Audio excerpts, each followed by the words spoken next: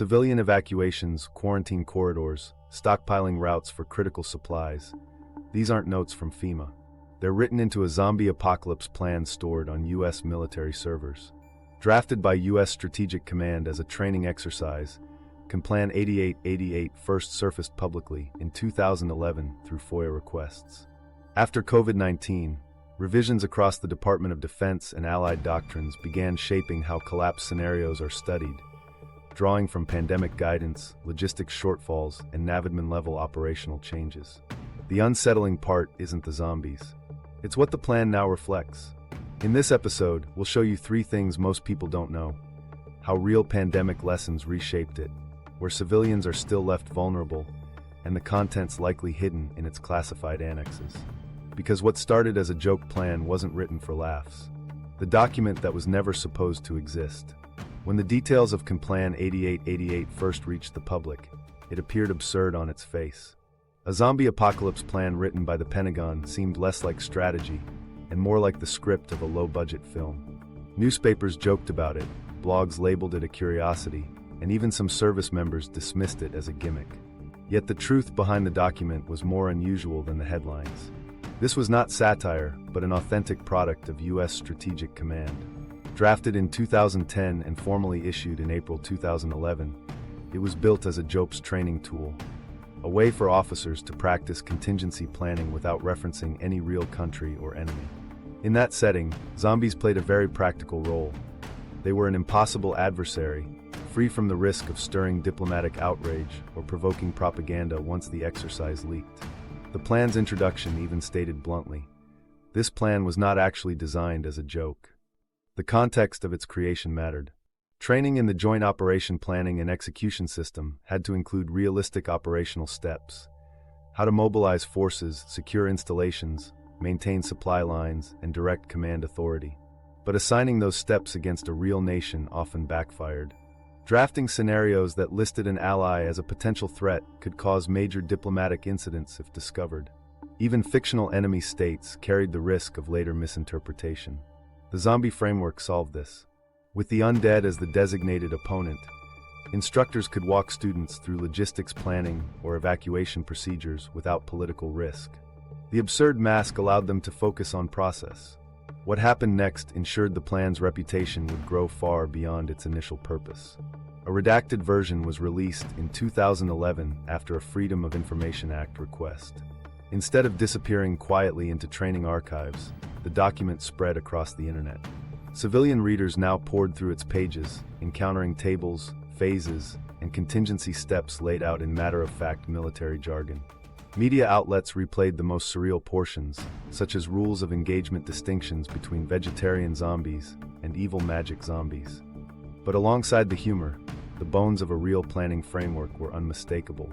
The operational phases, shaping, deterrence, domination, stabilization, and restoration of civil authority, were identical to those in plans aimed at genuine crises. Suddenly, what seemed ridiculous became something else: a skeleton plan hiding inside a cartoon costume. Academics treated it as a case study in pedagogy, while conspiracy forums imagined it as secret preparation for catastrophic events. Its cross-pollination of outlandish imagery and sober doctrine made it impossible to categorize cleanly. Was it a gag exercise, a hidden blueprint, or both? The reality sits in between. The zombies themselves were never literal, but they stood in for disruptions so extreme that normal systems would unravel. The text refers repeatedly to infrastructure collapse, food insecurity, and breakdowns in medical capacity. Replace the word zombie with unknown pathogen or mass panic, and the outlines of a serious survival plan appear. The emphasis falls on sustaining forces in a degraded environment, protecting non-combatants, and designating safe zones under conditions where communications are unreliable or collapsed altogether. That recognition reframed the debate about why the plan existed at all. Some commentators argued its timing during the peak of zombie media popularity must have been deliberate, maybe even a form of military psychological operations exploiting public fascination. But specialists in military planning stress a different point. The overlap was likely coincidental. Using zombies in training solved an internal problem, not an external marketing one. Still, the coincidence created fertile ground.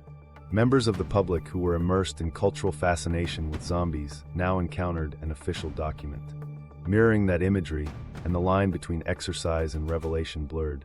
Another detail often overlooked is that the unclassified release was never self-contained. The version now available includes direct references to classified annexes, anticipated intelligence inputs, and cross-links to other actual contingency plans, covering pandemics, space operations, and continuity of government. The joke frame let drafters simulate full-spectrum planning without showing classified content.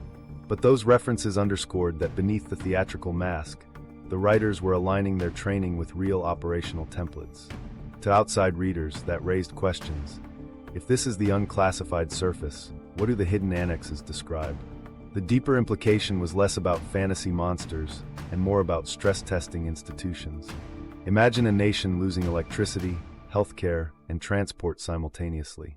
Imagine cascading failures where normal government functions freeze because there is no reliable information. These are not speculative fears. They are conditions that can emerge during pandemics, major cyber attacks, or supply chain collapse. In that respect, zombies were only stagecraft. The lesson was resilience under system-wide stress. By the time COVID-19 struck, the parallels were obvious. Hospitals overrun, shortages of protective equipment, civil authorities scrambling for coordination. Each resembled problem sets already walked through in the pages of CONPLAN 8888. Suddenly, what once looked like quirky humor appeared more like foresight. Officers who had treated the plan as an academic oddity were reminded it held functional logic for real emergencies. This duality, absurd mask, serious message, has made the plan enduring. On one hand, it still invites late-night TV jokes and Reddit threads. On the other, it is taught in classrooms as a successful case of using fiction to navigate planning taboos. It provided an avenue to engage with problems too politically sensitive to approach in straightforward scenarios, and its redacted release allowed an open discussion of fundamental vulnerabilities without revealing classified playbooks. Yet its lingering influence carries unsettled questions. For every reader who laughs at the language, another asks what the disguise conceals. Was it foreshadowing engineered pathogens, accidents in high-containment labs, or just generic collapse scenarios? The range of interpretations keeps the document in circulation, tethering light-hearted banter to serious strategic thought.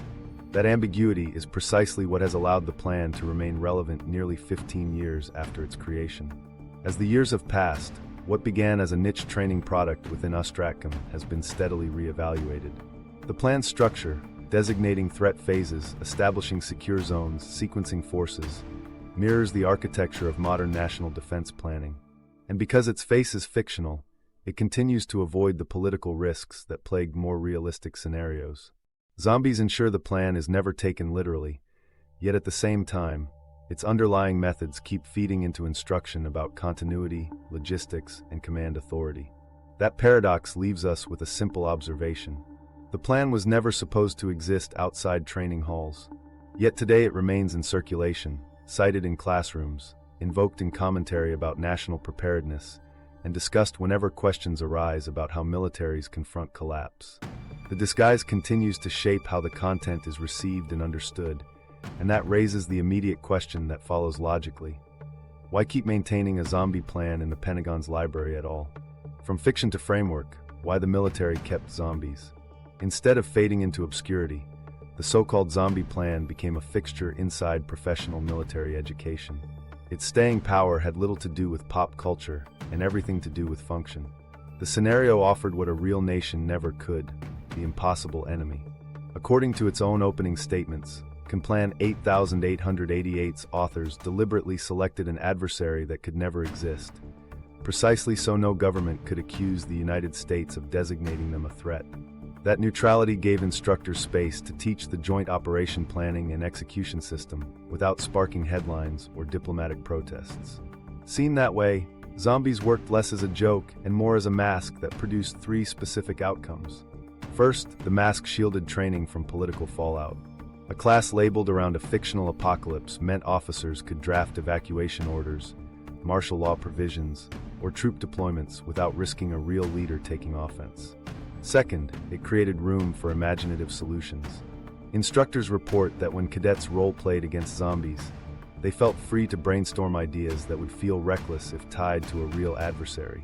Unorthodox quarantine zones, drone-based triage, or aggressive civilian control measures.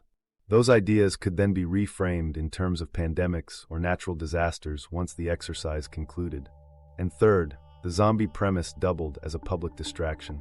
While the redacted version people downloaded from the internet leaned into strange categories like vegetarian zombies, the serious annexes and training methods remained less visible, quietly reinforcing planning practices for collapse scenarios without drawing scrutiny. This layered purpose explains why the plan wasn't retired. Armies don't practice killing the undead, but officers do need to rehearse decision-making under catastrophic conditions. Stripped of the mask, the plan focuses on command continuity, logistics during shortages, infrastructure failures, and civilian protection when panic spreads. Those core processes look strikingly similar, whether the trigger is a fictional outbreak, a cyber attack, or a real pathogen. The plan itself never became an authorized operational order. It stayed a teaching instrument. But staff and educators recognized its usefulness as a rehearsal tool with obvious real-world parallels. By reducing everything to mechanics, the scenario forced students to examine systemic collapse without the usual filters of politics or ideology. What happens when energy distribution dies? How do you keep potable water moving under duress? Who has authority when local governments falter? These aren't theoretical distractions. They are the nuts and bolts of crisis survival. In this way, the fictional frame produced a culture of pragmatism. Officers learned to think less about who the enemy might be and more about what the conditions of collapse would demand. That same framing, ironically, enabled conversations normally too fraught for a classroom. Introducing topics like curfews, forced evacuations, or border shutdowns against a real country would attract immediate criticism. Within the zombie setting, those same measures could be tested safely. Students could role-play escalation of authority from local mayors to federal task forces, practice contingency communication when networks failed, or draft orders for supply rationing, all while staying inside a simulation nobody mistook as literal intent. Through repetition, habits formed. Treat extreme disruption as solvable, not unthinkable. Educators noticed another byproduct. Creativity surged. Ordinarily, junior officers leaned heavily on rehearsed templates, uncertain of how far they could push scenarios. Against zombies, the constraints fell away. Some brainstormed mass triage managed by autonomous systems. Others designed convoy patterns optimized for a population in constant motion. Still others used it to rethink medical supply distribution when cross-border transit collapsed. Once those ideas were tested inside fiction, instructors could pull the useful innovations forward into real preparedness planning. The disguise gave cover for experimentation. Meanwhile, on the outside, the bizarre face of the plan absorbed attention. Civilian readers laughed at descriptions of outlandish zombie types while overlooking the real training embedded inside. That public distraction, unintentional as it may have been, gave the military cover. Outsiders tended to mock instead of probe deeper into the classified annexes, leaving the real pedagogical value intact. To those teaching the plan, it became clear. So long as the mask remained, both sides gained something. The military could practice realistically, and civilians stayed amused rather than alarmed. Over time, the exercise adapted with new details. References to stockpile management, interstate coordination, and biothreat surveillance crept into its training modules. Some of this language mirrored contemporary Department of Defense directives on pandemic response and continuity of operations. While the public release still highlighted comic elements, participants inside the system were working through practical steps. Where to preposition food supplies, how to manage overwhelmed medical facilities, and what rules guided interactions with state governors during emergencies. Beneath fictional labels, the exercise reinforced procedures that officers could apply beyond the classroom. The persistence of zombies thus reflected deliberate utility, not inertia. Remove the mask and classrooms risked devolving into cautious, overstated mimicry of real politics. Keep the mask, and lessons expanded to cover extreme stress tests that official doctrine otherwise shied away from. By 2025, the cartoon surface had thinned, but the framework underneath had grown only more structured. Planners increasingly acknowledged that the zombie label functioned as a shield, a visible absurdity covering rehearsals for very real vulnerabilities. As a symbol, the mask evolved into shorthand within military education. Bring up the zombie plan, and the subtext was, Understood. Officers were about to walk through systemic collapse exercises, unfiltered by diplomatic optics. Those conversations could swing between resource allocation charts and ethical debates on forced containment, all buffered by the guarantee that nobody outside the classroom could mistake the work for an attack scenario. Instructors also used the mask tactically to teach flexibility. Cadets who only ever wrote for conventional battle scenarios tended to rely on rigid patterns of thought. By flipping the adversary into something irrational yet catastrophic, the exercise demanded adaptive thinking. Rather than fill in blanks, officers were asked to problem solve. If airports were unusable, how would forces redeploy? If food supplies decayed within days, how would you feed civilians under protection? By tying creativity to a ridiculous premise, educators broke psychological barriers that slowed innovation elsewhere. Through all of this, the public face of CONPLAN 8888 remained an oddity online, easily dismissed as a quirk. Internally, however, its endurance made sense. It was not the zombies themselves that mattered, they were only the excuse. What mattered was establishing routines for officers to think about collapse directly, without hiding from terrible realities or fearing political controversy. Collapse planning needed a mask, and this one proved surprisingly durable. That durability meant the plan was still being referenced and adapted long after its first release. And while the mask encouraged imagination in classrooms, the world outside supplied its own test. When a real public health emergency arrived and stripped away abstractions, the same themes officers had rehearsed, scarcity, breakdown, and urgent coordination, suddenly looked less like games on paper and more like the lived reality surrounding them. COVID-19, the stress test that rewrote the playbook. When 2020 arrived, it delivered a test no wargame had prepared for, a slow-moving biological disaster spreading beyond borders, saturating hospitals and exhausting supply lines. The U.S. military, like every other institution, found itself adjusting on the fly. Masks, gloves, and ventilators disappeared faster than they could be sourced. Distribution networks stalled, and refrigerated trucks served as makeshift morgues just miles from bases. Officers used to imagining kinetic strikes or cyber breaches now confronted cascading failures of medical systems and logistics. The very kind of system-wide collapse they once only modeled under the zombie mask. The trouble was not that planning for pandemics had been ignored in government. Agencies like the CDC and HHS had protocols on paper, but military integration into those procedures had been minimal. Exercises rarely accounted for every region demanding federal intervention simultaneously. The pandemic revealed how quickly command blurred between governors, state guards, federal agencies, and active duty assets, with responses often duplicating efforts or slowing to a crawl beneath bureaucracy. What emerged was improvisation under pressure, and the costs were measured in lives. Inside the Pentagon, it became evident that the gaps were structural. If an adversary's cyberattack disabled logistics, commanders already had scripts for redundancy. But when a pathogen sabotaged the same lifelines, no equivalent playbook existed. The Navy's reaction illustrated the shift that followed. By late summer, standardized guidance like NAVADMIN 21720 was circulating. New medical screening rules, return-to-work protocols based on CDC guidance, strict definitions of close contact and patient under investigation, and mandatory restriction of movement bubbles before deployment. These updates became templates, proof that the uniformed services were willing to formalize biocontainment measures the way they once rehearsed conventional readiness. From there, Afteraction reviews pushed 3 changes into Doctrine. First was speed in medical logistics. Leaders recognized that hesitation in 2020 had left gear marooned in warehouses. Fixes focused on prepositioning, protective equipment, isolation tents, and testing kits positioned closer to units, not secured in remote reserves. It meant treating basic health security the way the services treat fuel and munitions, as mission-critical resources tracked in readiness metrics rather than emergency add-ons. Second came the requirement for standing task force structures that could activate immediately. The 2020 crisis showed what happened when authority flowed through scattered agencies with little connective tissue. Decision speed collapsed. By building permanent joint medical task forces into plans like CONPLAN 8888, officers rehearsed integration with health authorities, FEMA, and state partners as if those ties already existed.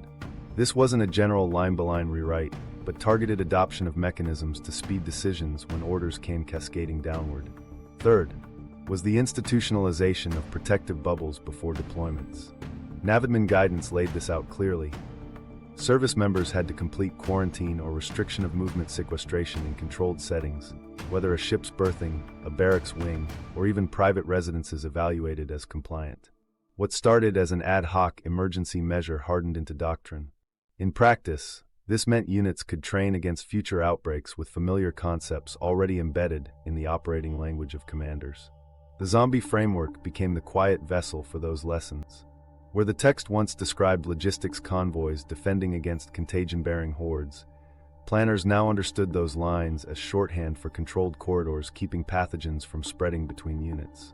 Outlines of evacuation zones doubled as drafts for field hospital placement.